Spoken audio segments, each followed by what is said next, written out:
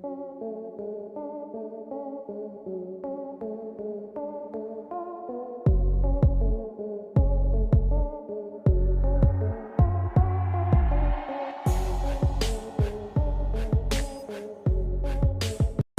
में हुए lady doctor के साथ। दोस्तों, कोलकाता के आरजीकर हॉस्पिटल में जो डॉक्टर के साथ हुआ वह तो दिल दहलाने वाला था। और दोस्तों, कौन है इस केस के पीछे जो पकड़ा गया है और जो चेहरे सामने आए हैं वो तो बस मोहरे हैं, बाकी खिलाड़ी तो पीछे बैठे हैं और ये असली खेल तो कोई और ही खेल रहा है। इस बात की जानकारी सुनने के बाद शायद आप भी दहल जाओगे। दोस्तों, उस महिला के लिए, उस बेटी के लिए, उस डॉक्टर के लिए कमेंट बॉक्स में जरूर नीचे लिखे justice for female doctors. CBI द्वारा जो जांच की गई है उसकी रिपोर्ट में जो सामने आया है वो वाकई में दिल दहलाने वाला है। कोलकाता कांड, सीबीआई पूछताछ में ऐसे कांड सामने आए जिससे दुनिया ही शर्मसार हो जाएगी। कोलकाता एक शहर है जहाँ पे जिंदगी कभी थमती नहीं। वहीं एक डॉक्टर जो सबकी जानों को बचाती थी, उसी की जान पड़ गई आफत में। एक यंग डॉक्टर जो अपने फ्यूचर के लिए उम्मीदों से भरी पड़ी थी, उसे ऐसी हालत में मरा हुआ पाया गया जिसे देखकर पूरा समाज अपनी आंखों में शर्मसार हो जाएगा।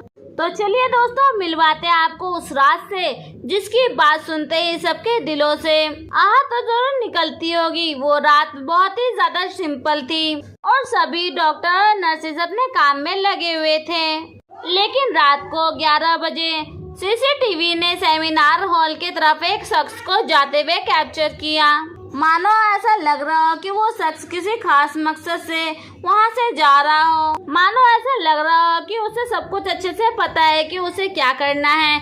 30 मिनट बाद वहाँ पे क्या हुआ ये कॉलेज को कुछ नहीं पता था, लेकिन 30 मिनट बाद ये शख्स उन सभी को खौफाने वाला है और 30 मिनट बाद ये कॉलेज इस खौफनाक रात में बदल जाएगा।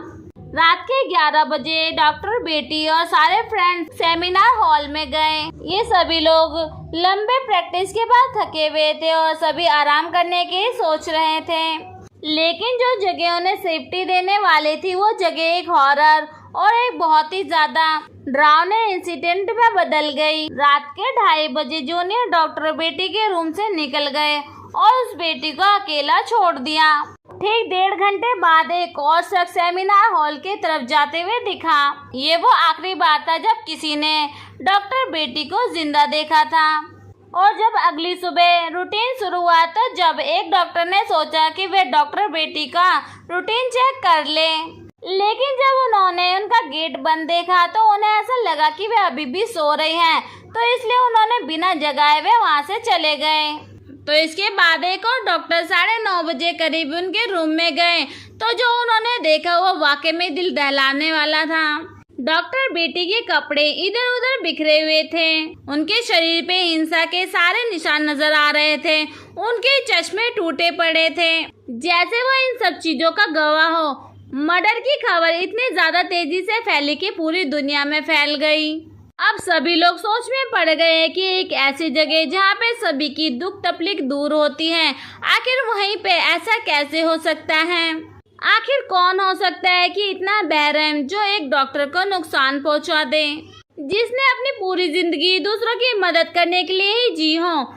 अब पुलिस ने अपनी जांच पड़ताल चालू कर दी, लेकिन शुरुआत से ही ऐसा लग रहा था कि इसमें कोई गड़बड़ जरूर है। क्राइम सीन्स को अच्छे से सिक्योर नहीं किया गया और जरूरी एविडेंस को इधर उधर कर दिया गया, न उस पर अच्छे से ध्यान दिया गया। डॉक्टर बेटी का फोन, लैपटॉप ये बहुत ही ज्यादा देर बाद कलेक्ट किए गए। ऐसा लग रहा था कि जो लोग इन सब चीजों में इन्वॉल्व थे वो इन सब चीजों को छुपाने में ज्यादा इन्वॉल्व थे।